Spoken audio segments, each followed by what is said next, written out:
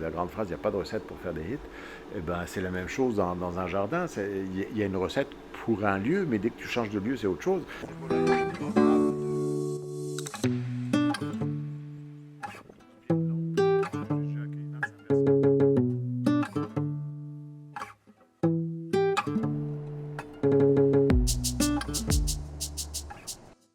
À l'automne 2008, j'ai eu un gros accident, une double hémorragie cérébrale qui m'a planté dans une chaise roulante. J'ai perdu la dextérité de ma main gauche et il a fallu tout réapprendre à marcher, à parler, etc. J'ai été fouillé sur Internet. La première maison que j'ai trouvée, c'est celle-ci, c'est où j'habite aujourd'hui depuis 11 ans. Et c'est comme ça que je me suis installé ici.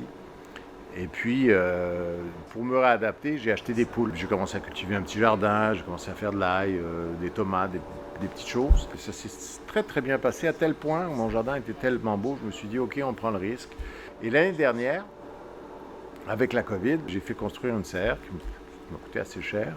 Et puis j'ai décidé d'ouvrir un lieu de permaculture où les surplus seraient vendus au public via un petit kiosque et où il y aurait de la sensibilisation, via des tours guidés, expliquer les différentes techniques qui existent, comment l'état d'esprit dans lequel on peut travailler quand on fait de la permaculture. Il y a un circuit dans le coin, il y a de l'agrotourisme beaucoup, il y a le circuit du paysan auquel on va participer, et puis on va avoir les surplus à vendre, je fais quelques petits produits d'herboristerie. Il y aura une petite galerie où je pourrai vendre des toiles. Je continue à écrire des chansons pour d'autres artistes, il y en a quelques-unes qui vont sortir. Les gens me disaient hey, tu te réinventes, je pas vraiment, parce que c'est très créatif hein, c'est comme une musique avec des accords. Il y a des accords qui marchent moins, des accords qui marchent plus. Il y a un tempo à suivre, il y a un rythme à suivre lorsque tu plantes, lorsque tu sèmes. Il y a de l'humidité, il y a de l'eau, il y a de la chaleur. Il y a des règles du jeu, puis tu joues avec ça. L'action politique ici, c'est simplement de montrer qu'on est capable de vivre avec peu.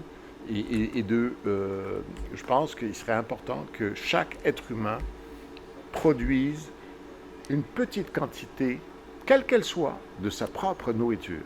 De ce fait, il prendrait conscience de l'effort que ça prend, de la différence de goût, la qualité de ce que tu manges par rapport à ce qu'on nous vend.